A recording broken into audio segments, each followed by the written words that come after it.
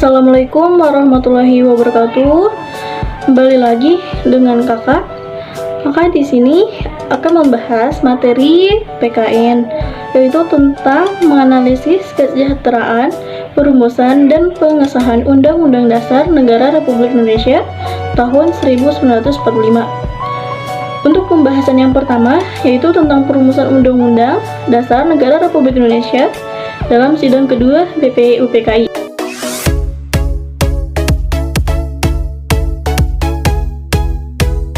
Pada sidang kedua, berlangsung pada tanggal 10-17 Juli 1945, sidang BPUPKI yang kedua juga bertujuan untuk membicarakan bentuk negara, wilayah negara, kewarganegaraan, rancangan undang-undang dasar, dan ekonomi, dan keuangan, pembelaan negara, pendidikan, serta pengajaran.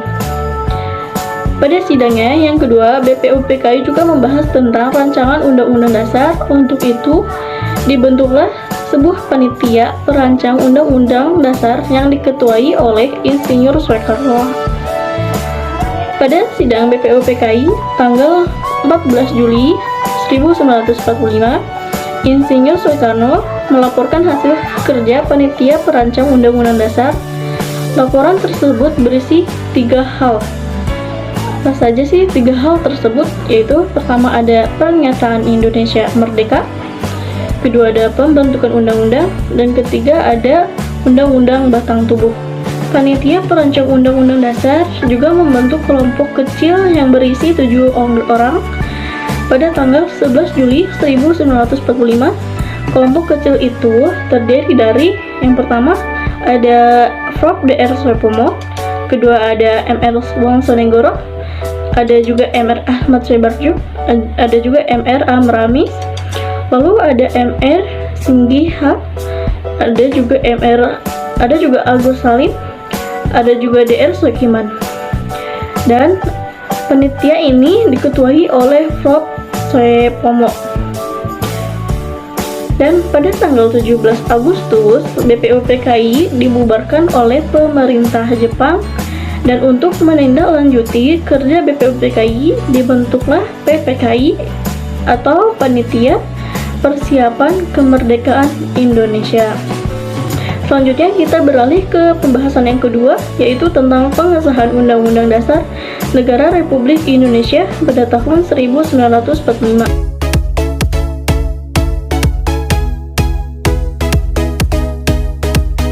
Terdapat sejarah pengesahan undang-undang, yaitu di mana hukum dasar merupakan sumber hukum, sehingga setiap kebijakan penyelenggaraan pemerintah haruslah berdasarkan dan bersumber dari Undang-Undang Dasar.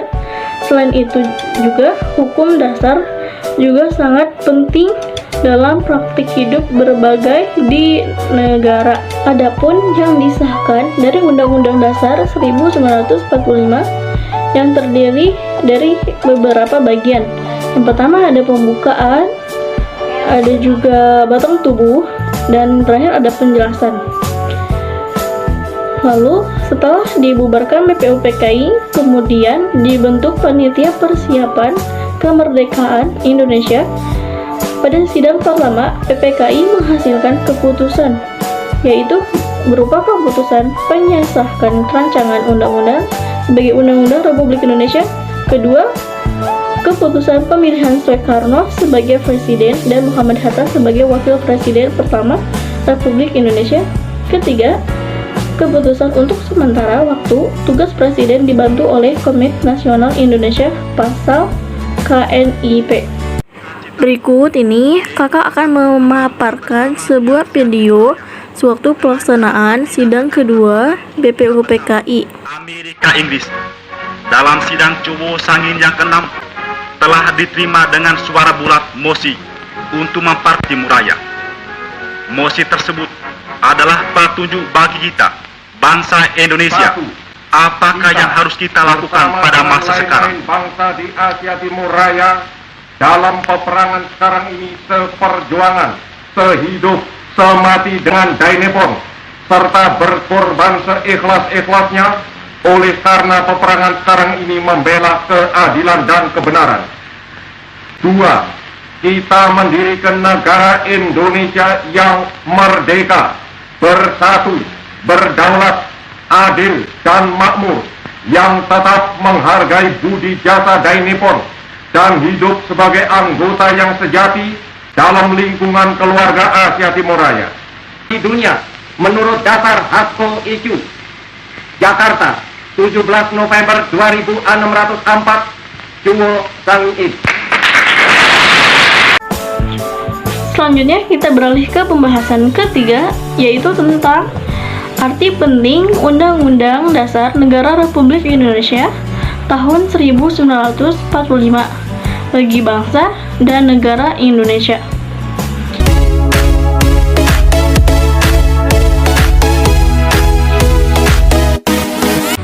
Undang-Undang Dasar Negara Republik Indonesia tahun 1945 sangat berperan penting sebagai konstitusi bagi jalannya kehidupan negara. Oleh karena itu, Undang-Undang Dasar juga memiliki kedudukan pokok sebagai hukum dasar dan norma hukum. Lalu ada 4 sifat Undang-Undang Dasar 1945. Apa saja ya 4 sifat tersebut? Yaitu yang pertama ada sifat tertulis, ada sifat rigid, ada juga sifat singkat, ada juga sifat berderajat tinggi. Terdapat juga latar belakang perubahan Undang-Undang Dasar 1945, yaitu pertama ada kekuasaan tertinggi di tangan MPR berdampak pada pengurangan makna kedaulatan rakyat. Ada juga kekuasaan yang sangat besar pada presiden. Lalu ada pasal-pasal yang berlaku fleksibel sehingga dapat menimbulkan banyak penafsiran. Dan keempat, ada kewenangan pada prosedur untuk mengatur hal-hal penting dengan undang-undang. Dan kelima, ada penilaian terhadap perumusan Undang-Undang Dasar 1945 tentang semangat penyelenggaraan negara dan belum cukup didukung ketentuan konstitusi. Dan kita sekarang memasuki pembahasan yang keempat, juga pembahasan yang terakhir, yaitu tentang nilai kesejahteraan perumusan dan pengesahan Undang-Undang Dasar Negara Republik Indonesia pada tahun 1945.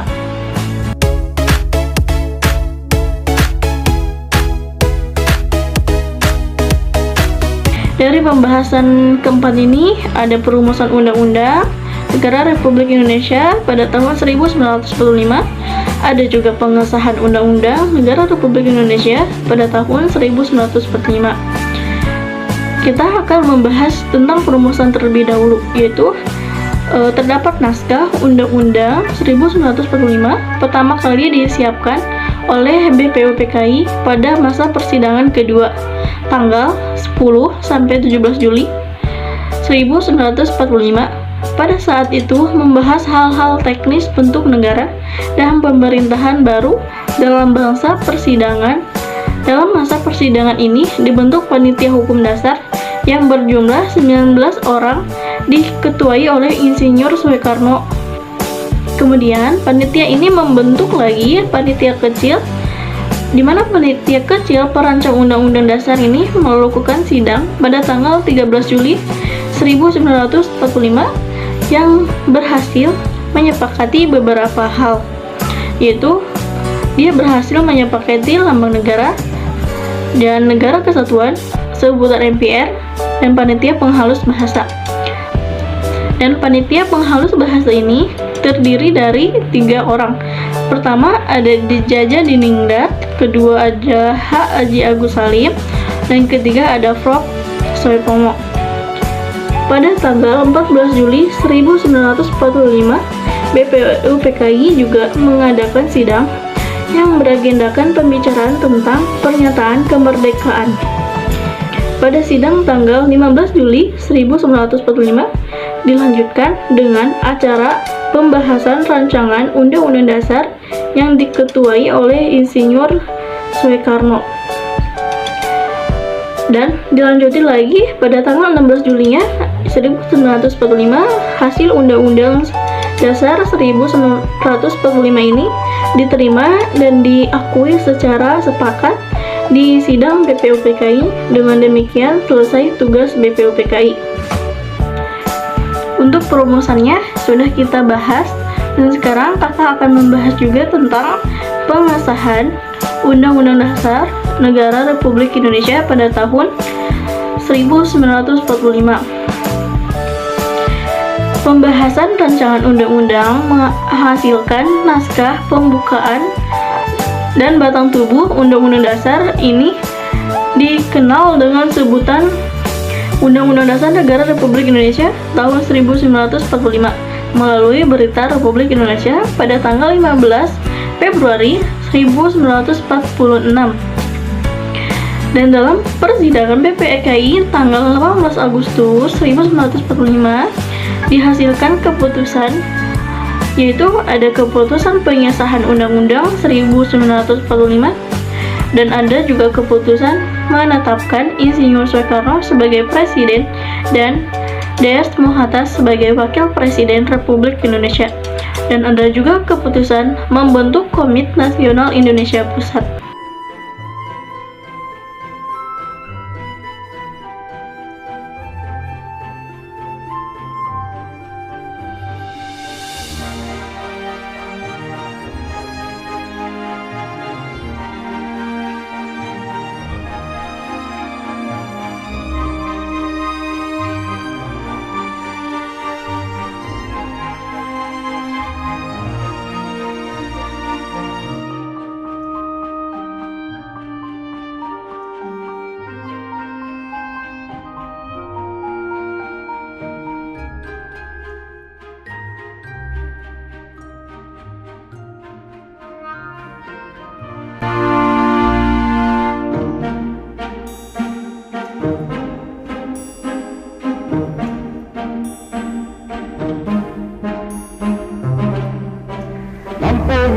発表。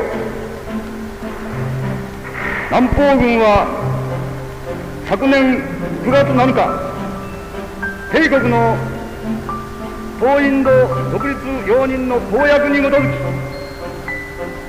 現地民衆を指導中のところ、民衆の自覚により、戦的訓練の急速なる向上と共同防衛の熱勢に応え、8月中旬、東インド独立準備委員会設置に同意し、本委員会は独立政府樹立のため最後的準備を促進することとなり終わり。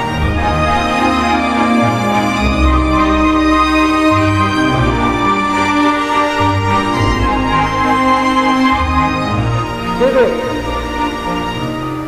大日本帝国規定の方針に基づき8月中旬を期し、東インド独立準備委員会ジャワに設置を許され、準備完了次第独立せしうることとなれる。